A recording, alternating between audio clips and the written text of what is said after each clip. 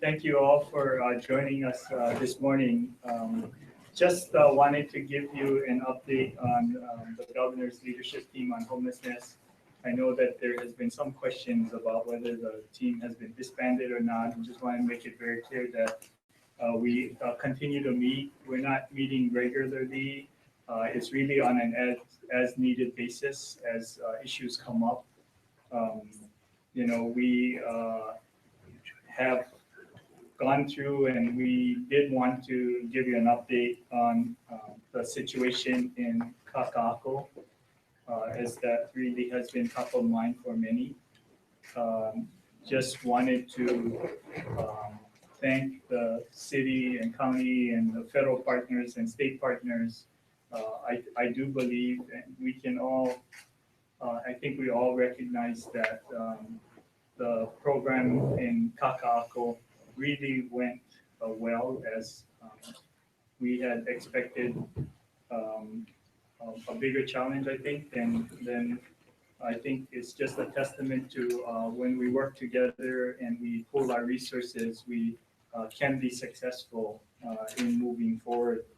Just a few numbers to put things in context.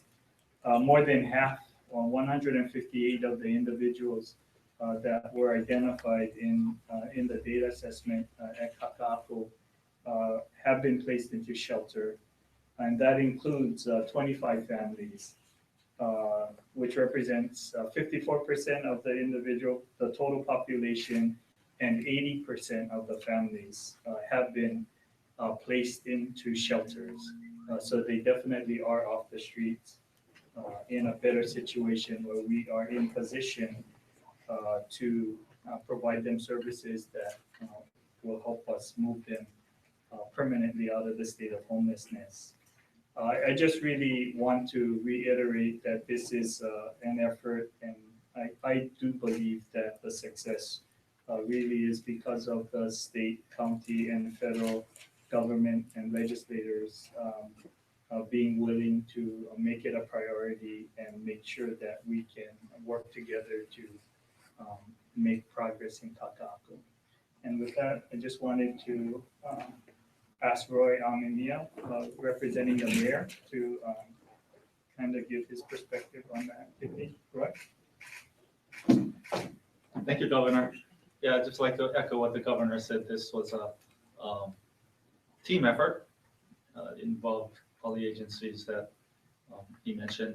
As you know, there were different property jurisdictions, HCDA, OHA, Kamehameha schools, and with this enforcement action, we were able to bring together all the appropriate parties, in addition to the service providers, which included not just human service providers, but also agencies such as the Humane Society and others.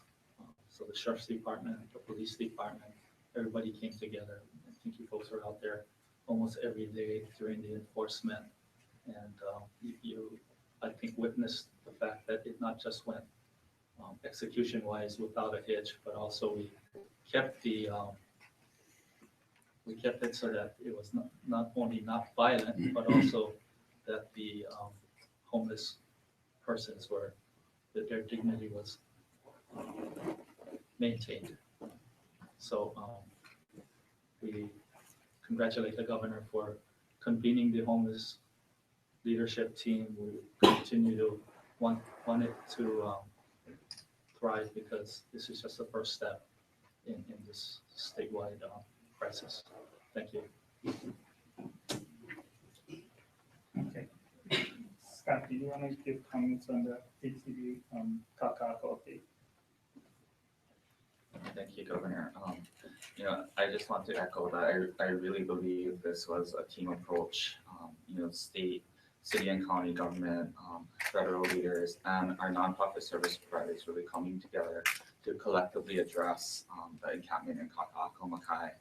Our service providers continue to assertively outreach to homeless individuals and families throughout the island, utilizing the same approach that we use in Kaka'ako. Working together with other government agencies and continuing to offer access to shelter, permanent housing and other resources. So again, I think this is a model that, we hope to replicate, not just across Oahu, but across every county throughout our state. Thank you. Thank you. And we also just wanted to announce today as the next step going forward, as we have been saying from the very beginning that homelessness is a statewide issue and that we will continue to take lessons learned in Kaka'ako and apply them as appropriate into each and every county. I will be issuing an emergency proclamation because after our review of existing provider contracts, we have come to the end of what we can do within the existing contracts. We've identified resources that the state can make available to the service providers in providing homeless services across the state. And we believe that it's necessary to issue the proclamation so that we can expand those contracts and add additional monies so that we can continue to expand the effort statewide. We recognize that this homelessness challenge is a crisis. There continue to be homeless. They've spread out in the Kaka'ako area, and we, at the last press conference, had talked about the fact that we were expanding data collection efforts to Waianae, Wahiwa, and Waimanalo. And so the emergency proclamation allows us to expand the contracts. We also will be looking at establishing a shelter for families. As you are aware, we are making sure that we have options for those who are homeless to move into an emergency shelter. And the biggest deficit in the system is shelter space for families. So the emergency proclamation would allow us to stand up shelters for families in an expeditious manner. We've discussed the sites that we are looking at, although we haven't made a final decision about what specific specific site. We are looking at the 4 sites that have been previously identified, which is the Liliha Civic Center, Lot I, the HCDA maintenance shed by the Kaka'ako Waterfront Park, or the Nimitz Pier 38 site. Again, we're looking at something in the urban area to deal with the increasing homeless situation throughout Honolulu. We also are working with the Hawaii Association of Realtors. The city and the state are working. As you know, we do have vouchers that we have available for rental assistance and support services. And we do not have any rental assistance housing to place the individuals with vouchers. So the city, state, and the federal partners here will be working together with the Realtors Association so we can provide some information for landlords so they can understand what the benefits of participating is. I know that there are concerns about or some stigma attached to some of the voucher programs, and we just want to provide as much information as we can to realtors and landlords so that they can understand the benefits of participating. And I think most importantly, this builds the capacity within the state for us to get people into a permanent situation with wraparound services. So with that, I'll throw it open to any specific questions that you might have. Governor, in Kaka'ako, there were many Kofa citizens living there, many families from Kofa Nation. And there was still a bit of confusion last week in terms of understanding the possibility of shelters and what they could bring. What's being done specifically to reach out to Kofa families to make sure that they're able to settle here in Hawaii successfully and move into housing? Well, Besides just the specific focus in Kaka'ako, I have been meeting with the governments of the nations involved, the Marshall Islands, the Federated States of Micronesia, to see how we can do a better job of preparing those who choose to immigrate to Hawaii about what the requirements are. So we have begun the dialogue to see what point of access we might be able to do, how we might be able to work with the governments there to better prepare those who choose to migrate to Hawaii so that they can get the documents, they can get the kit that they need that would allow them to be able to access services more directly. As you are aware, with the help of our congressional delegation, there is funding for an organization now, We Are Oceania, who really is helping us to facilitate the migrants who are already here and allow us to better focus and deliver services. Thanks to our congressional partners, for those who have already migrated here.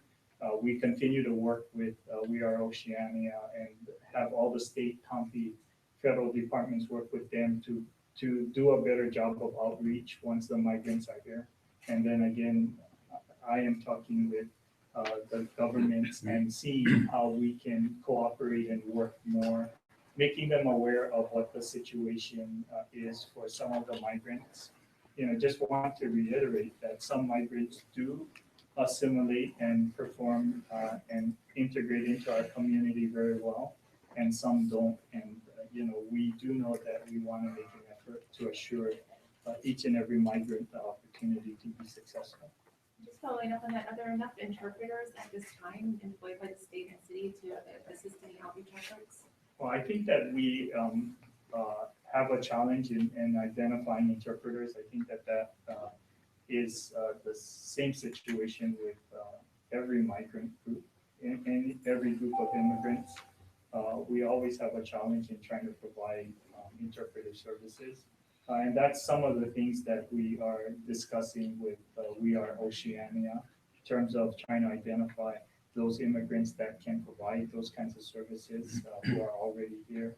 And again, in our conversations with the government entities, trying to see how they can help us get more qualified translators and interpreters here. Yep. Yes. Yes. Hi, Rachel Wong, DHS. Kathy, just to answer your question, DHS, we have our limited English proficiency program, LEP, and DOH has their OLA program. We all continue to work with folks in the community to really be able to increase access to make sure we're meeting all requirements. So if we look at just specifically what we're doing with the transition of the connector to a state because using federal technology, with the state taking over the functions, working very closely with the connector and their management and their navigators and MAO programs to make sure that we are working with communities and our neighbors. Governor, can you talk a little bit more about the emergency proclamation? Sure. Is there money involved? What specifically will it do? Yes, there is money involved. As I said, when we examined the contracts for the service providers statewide, we have extended and expanded them as much as we can within the existing law. And so that definitely was one of the primary reasons for issuing the emergency proclamation. It would allow us to extend those contracts, and it would allow us to take resources and dollars we've already identified and be able to put into those contracts so we can continue to provide services with the existing service providers. As part of that, so the plan is to extend the service contracts to June 30th of next year. July 30th of next year, I guess 31st, Yeah. end of July of 2016. And that would allow us the opportunity to evaluate service providers and to really look at the contracts and how they're shaped and gets us ready to really have a vigorous, competitive environment for service providers in the next round as we continue our focus on providing homelessness services. And you Governor, talked, I'm sorry. Governor, you talked about the financial aspect, limitations of the contracts. What else can you highlight or give us examples of that have provided some limitations in those contracts that you would like to either adjust or change in the next contract?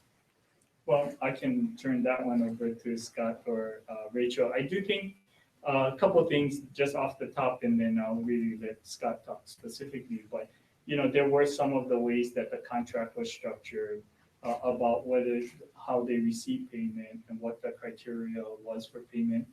I think part of the previous contract was based on limited staff resources, and I think part of what we want to do is, now that we have a better idea about how these service providers can be more efficient and effective in helping us deal with the homelessness challenge, then we want to make sure that the next round of contracts, really do focus on those measurable things about trying to keep people moving through the pipeline of getting them off the streets into an emergency shelter, into short-term rapid rehousing programs, and then ultimately we want to get them into a stable and final placement. But Scott or Rachel. To just clarify a little bit about the funding that will be impacted by the emergency proclamation, the state has identified a little over $1.3 million that we would like to put immediately out into the community through these various contracts statewide. Particularly, they'll be focused on contracts that assist homeless individuals and families to get quickly into permanent housing, into private rental units. Because ultimately, at the end of the day, that's our goal, to have homeless individuals and families be better able to transition into permanent housing. The types of services that will be increasing through this funding are our contracts for Housing First, including an expansion of the Housing First program to the neighbor islands. We'll also be increasing the level of funding for our housing placement program, which provides first month's rent or security deposit assistance for homeless families with minor children, as well as for our state homeless emergency grant program, which assists both those who are currently homeless as well as individuals and families that are at immediate risk of homelessness, with a payment either for past due rent or for first month's rent and deposit. As far as evaluating our existing services contracted for by the state, as we continue to get needs assessment data that's collected by our homeless service providers, we're learning more about what strategies are most effective in helping to transition some of these individuals and families more quickly through our shelter system. We're also learning more about where sort of the needs are in our shelter system. As the governor mentioned, one of the deficits in our system that's been highlighted is the lack of shelter space, particularly for families with young children. We are also learning more as we talk to providers and homeless individuals in the community about some of the barriers that prevent individuals and families now from accessing some of our current shelters. So that will be part of the evaluation as we look at our existing contracts. So it sounds like that dovetails with your outreach to landlords and landlords, property managers. Can you talk about the outreach a little bit? Is there going to be like a meeting? Is there going to be a media campaign? So both the state and the city actually have been working closely with the Hawaii Association of Realtors over the past few months. And we, part of it is that we really understand the importance, again, of trying to link individuals and families who are homeless into permanent housing and private rental units. We do know that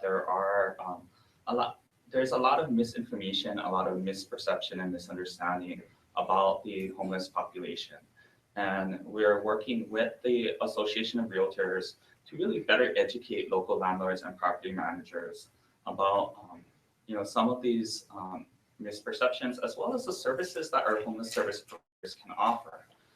In both our Housing First program as well as the Housing Placement program, there is a case management component included, which really is to build a relationship with the landlord to provide support for them If there are issues that come up with a tenant after the person is accepted into housing, the service provider is there to assist with that, to both provide assistance to the family as well as to the landlord. Our intention is, through this partnership that we formed with the Hawaii Association of Realtors, that we will be holding a landlord summit before the end of the year to really assist again with the education and continued outreach to landlords and property managers throughout Hawaii. Governor, earlier on, you said that you're going to be applying the lessons learned from Kaka'ako in your campaigns moving forward. What were those lessons? Well, I think it's a couple of things about really starting with data, having a data-driven process, understanding what the homeless population in an area is and what the makeup of what the income might be.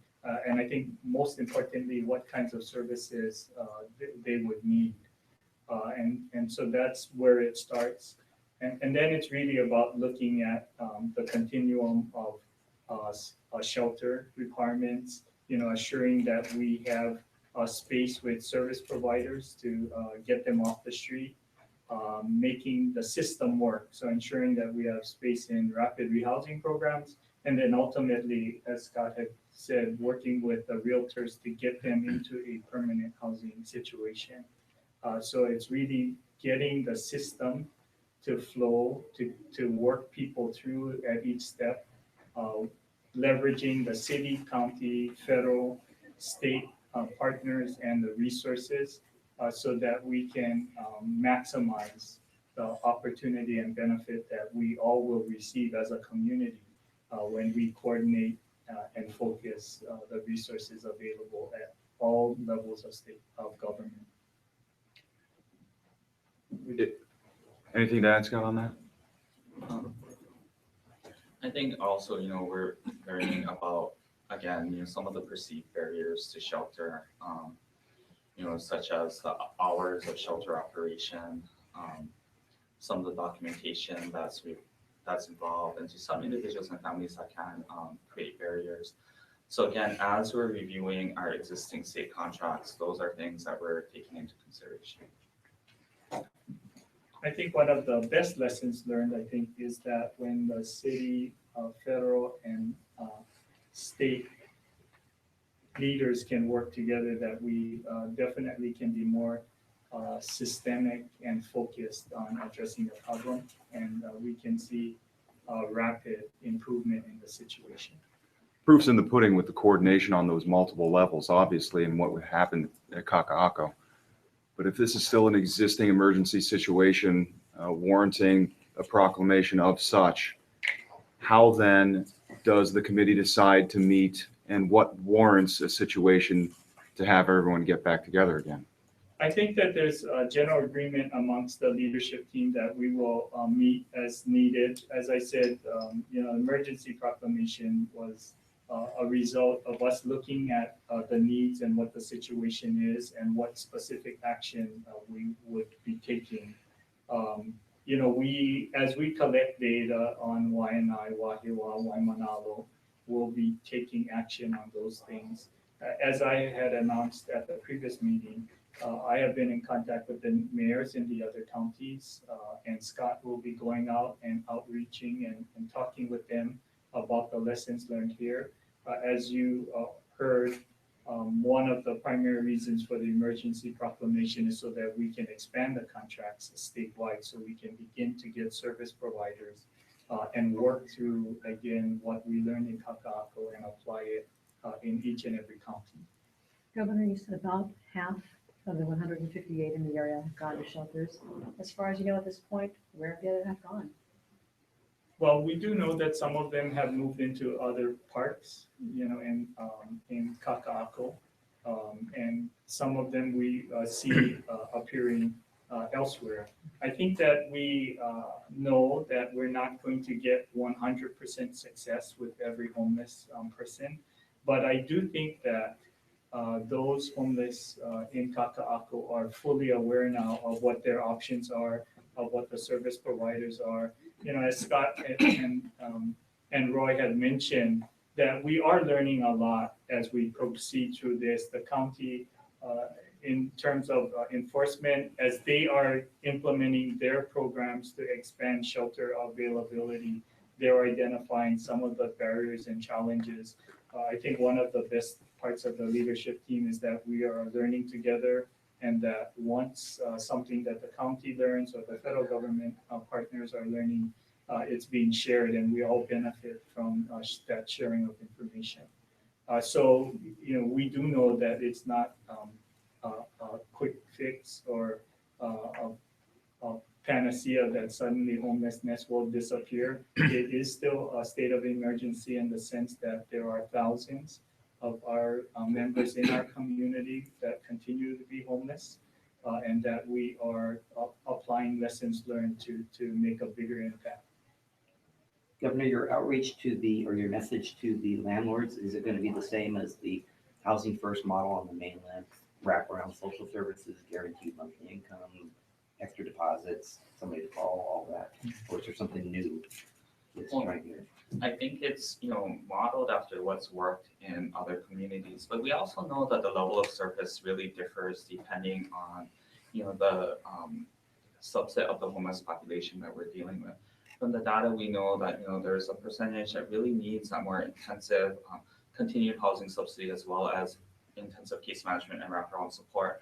But there are other segments of the homeless population that are homeless primarily due to economic factors, have a lower level of need, and don't require as intensive level of services. So I think that's part of the education to the landlords is explain, well, what we're already currently offering through our housing placement program, targeted at families, that families don't need as deep a level of subsidy. Sometimes it's just the help with that initial hurdle of getting into the unit with the first month's rent or the deposit, and then having caseworker, to be a liaison between the family and the landlord for the next year while they're housed. That person can provide that follow-up and supportive services on both ends.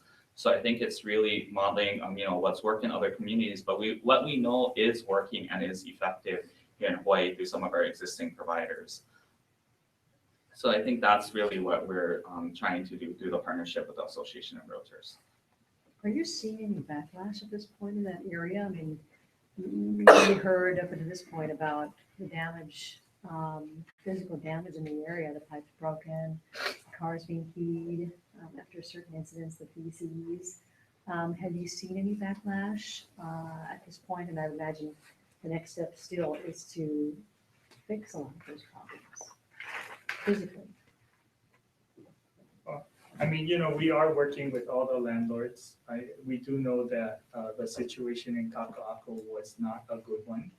And now that we've been through the program and we have gotten to the point that Kaka'ako, and we will be consistently enforcing through that area, we do have the opportunity to go back, and all the property owners have the opportunity to go back and fix issues and correct challenges that have been created by the homeless encampment. Governor, it seems like there's a subset of the homeless population that really just doesn't want to go into shelters, specifically the ones that are in Kaka'ako Waterfront Park at the moment. They've already been reached out to. They already know their options, but yet they're still there. What is the plan, I guess, for that?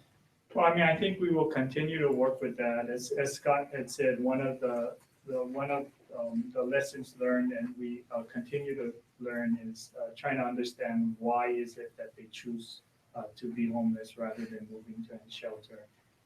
Some of them have pets that not allowed. Some of the shelters have rules that they don't want to comply with. So I think as we move forward and as we look at the next round of contracts, then we would be looking to provide and reduce the barriers in as many of these areas as we can. We have learned that fighting homelessness is almost on a case-by-case basis. Each individual who finds himself homeless has a unique set of challenges, and we need to put together a package of services that meets their needs. And as I said, all of the partners, I think, are learning as we work through the process. we all share what we learn to really make the next iteration of services and efforts even better. And we will continue to do that as we proceed through. Governor, what's the level of security again? I think you mentioned it before, but is there a couple of 24-hour security guards? I'm forgetting. Yeah, there is, but What is it now, Scott? So the sheriff's department is providing additional, detail in the Kaka'ako-Makai area, at least for, the immediate period, just to provide maintenance, following the clearing of the encampment. I believe that, city and county is also doing maintenance efforts in the area also to check to make sure that the area remains clear. So as far as the number of bodies, I guess you say, that are there on a regular basis, I don't know if it's 24/7, they have maybe 2 sheriff's deputies, or what is the situation right now as far as the?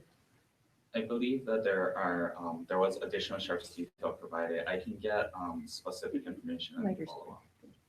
Scott, or Governor, I heard from service providers that there's been a recent state rule change that would accelerate people moving out of transitional housing. Is that accurate, or if so, can you explain that to me? Well, one of the things that, we're looking at as we again evaluate all of our existing contracts is how can we accelerate the time that it takes for an individual or family to move through our shelter system. I think ultimately the goal is to move individuals and families into permanent housing as quickly as possible. So we're working together, with our providers to see, well, how can we best support our shelters to help make that happen. One of the things that we did ask our providers of the rental assistance programs to do in early September was to prioritize their payments for rental assistance to individuals and families who are currently residing in emergency or transitional shelters to help them more quickly exit shelters into private rental housing. Any other questions? any final questions? A couple of other questions, not related specifically to this, if you have time. Okay, well, I We'll do will it after, yeah, sure. no Yeah. problem. thank you all, and thank you to the leadership team. Thank you.